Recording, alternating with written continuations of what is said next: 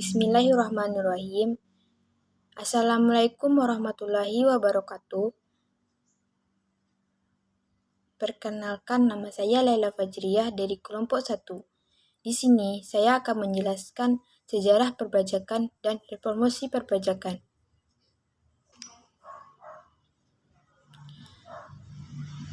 Sebelum masuk materi sejarah perpajakan Indonesia, saya akan menyampaikan pengertian tentang pemungutan pajak. Pemungutan pajak merupakan hak negara dan pembayaran pajak merupakan kewajiban masyarakat. Pakar perpajakan mengatakan pajak merupakan peralihan kekayaan dari sektor privat ke sektor publik, yang pengumpulannya tidak mendapatkan imbalan secara langsung, namun akan digunakan untuk kepentingan umum, yang dapat dinikmati oleh seluruh masyarakat Indonesia. Berdasarkan hal demikian, belanja negara, pajak, dan pungutan lainnya harus diatur dengan undang-undang. Pada awal kemerdekaan Indonesia, belum mempunyai undang-undang perpajakan, maka berdasarkan pasal 2 aturan peralihan Undang-Undang 1945, sebelum diadakan undang-undang yang baru, undang-undang yang lama masih berlaku. Pada tahun 1978, Majelis Pemusyawaratan Rakyat meminta agar dibentuk undang-undang perpajakan yang sesuai dengan kepribadian bangsa Indonesia. Berdasarkan azas kegotong-royongan, pemerintah telah berupaya agar pemungutan pajak dapat dilaksanakan seadil-adilnya, sebaik-baiknya, dan sederhana mungkin. Usaha perbaikan sistem perpajakan Indonesia telah dibuktikan dengan adanya pembaruan pajak pada tahun 1083. Dalam pembaruan itu, pemerintah telah mencabut beberapa peraturan perundang-undangan perpajakan yang sebagian besar merupakan peninggalan pemerintah zaman kolonial yang sudah tidak sesuai dengan kondisi Indonesia dan tidak berdasarkan Pancasila. Menjelaskan mengenai sejarah perpajakan Indonesia pada era pra-kemerdekaan dari masa kerajaan sampai penjajahan, bangsa Indonesia telah mengenal pemungutan pajak bahkan sebelum dijajah oleh bangsa Eropa dan Jepang.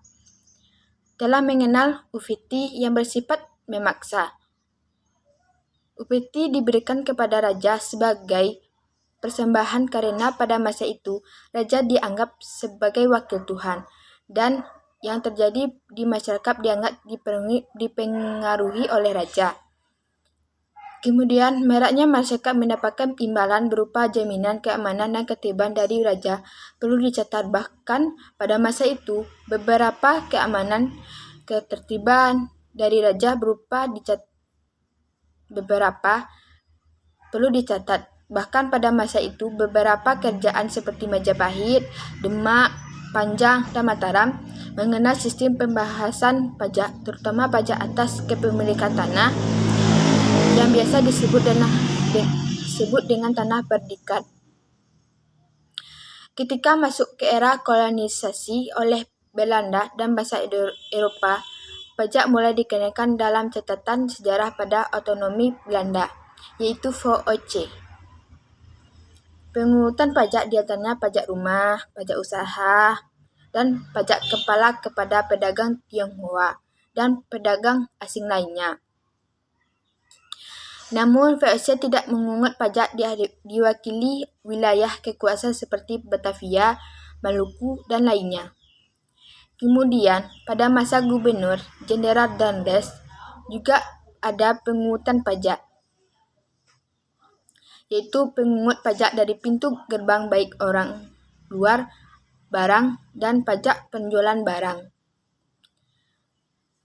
Di pasar Bazar Retro, termasuk pula pemungutan pada rumah masuk ke era pendudukan Inggris.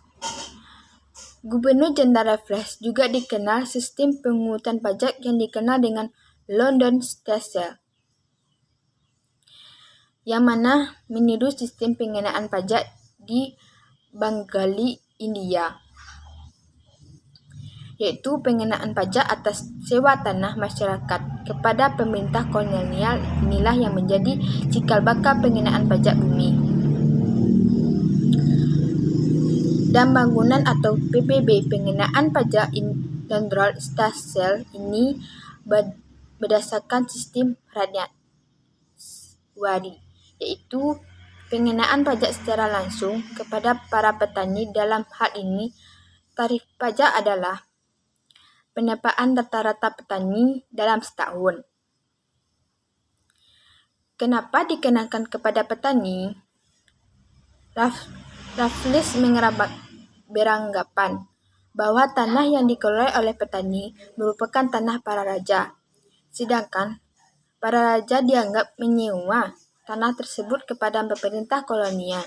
Dalam hal ini, Inggris pada zaman penjajahan Jepang tidak banyak dikuasai oleh penggugat, mengingat pada masa itu pemerintah Jepang lebih memfokuskan sumber daya untuk biaya barang, maka sulit memisahkan mana yang merupakan pajak dengan rampasan pemerintah itu sendiri kepada rakyat. Namun, di masa itu, rakyat selain dibebani dengan kewajiban romusa, juga rakyat dibebani dengan membayar pungutan yang dianggap sebagai pajak.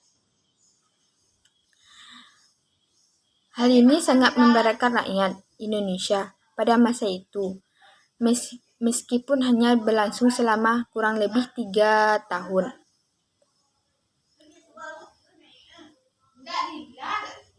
Selanjutnya,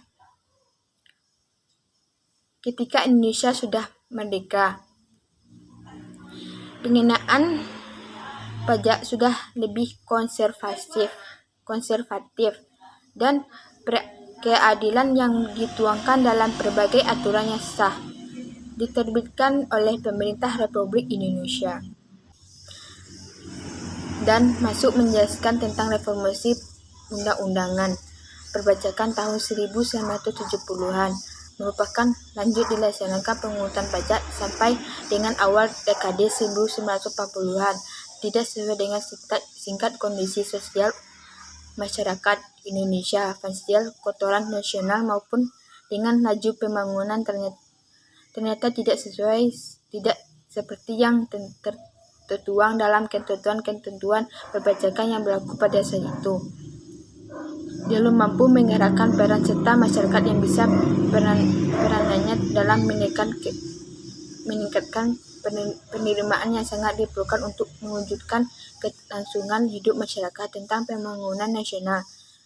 Mengutip pendapat Porter tahun 1080-an, Universitas mengumumkan dengan modal Cekadina diharapkan dengan kemauan sendiri. Masyarakat membayar pajak mendaftarkan diri sendiri atau cara penghitungan sendiri. Atasannya Spanyol atau Goldin dan melaporkan sendiri. Pelaksanaan kewajiban atau filing selain dapat meningkatkan kinerja administrasi Gunadi mengutip pendapatan jenis tahun 1030 yang menyebutkan bahwa tulang punggung atau kepatuhan sukarela dapat mengurangi personal kontak langsung antara petugas dan pembayaran pajak. Selanjutnya juga mengatakan hal ini berarti akan bersempit kesempatan korupsi di Indonesia dan sekaligus akan menuju good effort yang akan pemerintahan yang baik. Evolusi perpajakan ditandai dengan terbitnya 3 undang-undang perpajakan pada akhir tahun ini. Yang pertama, Undang-Undang Nomor 6